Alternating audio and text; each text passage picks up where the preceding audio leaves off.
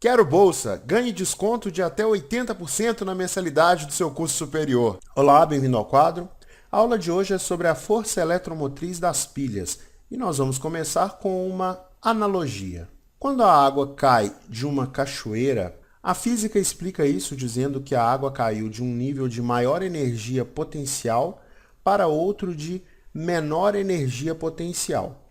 Quanto mais água e quanto maior for a altura da queda, maior será a energia liberada pela água. Basicamente, é isto que ocorre nas usinas hidrelétricas, onde a energia liberada pela água é transformada em energia elétrica. O que acontece nas pilhas é muito parecido com o que acabamos de ver. Então, vamos desenhar uma pilha com uma lâmpada conectada à pilha. Essa lâmpada e os fios formam o circuito externo à pilha. O polo negativo é o anodo e o polo positivo é o cátodo. Os elétrons fluem do polo negativo para o polo positivo. De acordo com os metais e os eletrólitos que formam a pilha, ela irá liberar mais ou menos elétrons, com mais ou menos energia, através do circuito externo à pilha. A quantidade de elétrons que passa pelo fio na unidade de tempo é o que nós chamamos de corrente, e a sua unidade no Sistema Internacional de Unidades é o ampere, que é representado pela letra A. A altura da queda d'água que vimos na analogia é, em eletricidade, o que nós chamamos de diferença de potencial, ou DDP, ou força eletromotriz, nesse caso, da pilha. Esta força eletromotriz representa a pressão que move os elétrons através do circuito externo. Ela é medida em volts, com o uso de voltímetros.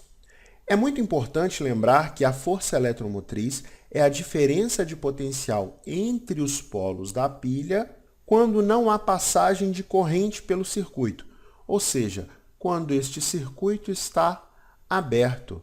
Nas pilhas comuns de lanterna, a força eletromotriz vale, em geral, 1,5 volts. Mas fica uma pergunta: por que algumas pilhas são maiores do que as outras? As pilhas maiores fornecem maior quantidade total de eletricidade. Pilhas maiores mantêm um mesmo circuito elétrico funcionando por mais tempo, pois a quantidade de elétrons que uma pilha maior pode fazer circular pelo circuito é maior. Uma lanterna com duas pilhas conectadas em série opera com uma diferença de potencial de 3 volts, porque cada uma das pilhas tem 1,5 volts. Se você conectar as pilhas em paralelo, sendo cada uma com uma diferença de potencial de 1,5 volts, a lanterna vai operar com 1,5 volts. Daqui para frente, é importante lembrar que a reação que ocorre em uma pilha é uma reação de oxirredução como qualquer outra. Assim, fica mais fácil entender por que a força eletromotriz depende de 3 fatores. Ela depende da natureza dos metais, das concentrações das soluções empregadas na pilha e da temperatura de funcionamento da pilha. O fator mais importante é a natureza dos metais. Simplificando, nós podemos dizer que o anodo, que é o polo negativo, empurra elétrons para o circuito externo, enquanto o cátodo, que é o polo positivo, puxa elétrons do circuito externo. Assim sendo, quanto maior for a tendência do anodo em soltar elétrons e quanto maior for a tendência do cátodo em capturar elétrons, maior será a diferença de potencial exigida pela pilha. Por isso, a força eletromotriz da pilha de zinco e cobre é maior que a força eletromotriz da pilha de cobre e prata. Em relação às concentrações das soluções empregadas, vamos retomar a equação da pilha de Daniell.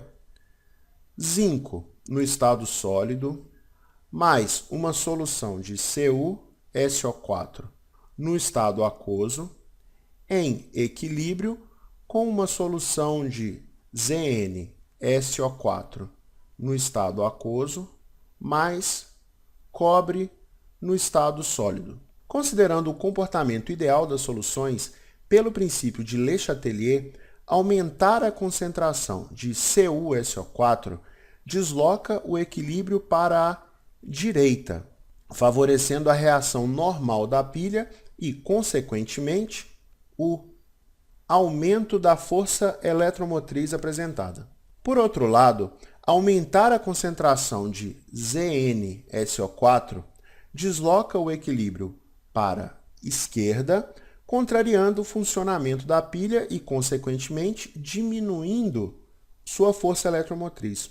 Por isso, a concentração de 1 mol por litro foi escolhida arbitrariamente para ser a concentração normal ou padrão de qualquer meia célula. Nós também já sabemos que a temperatura influi em todas as reações químicas. Então, também irá influir na reação da pilha, podendo aumentar ou diminuir sua força eletromotriz.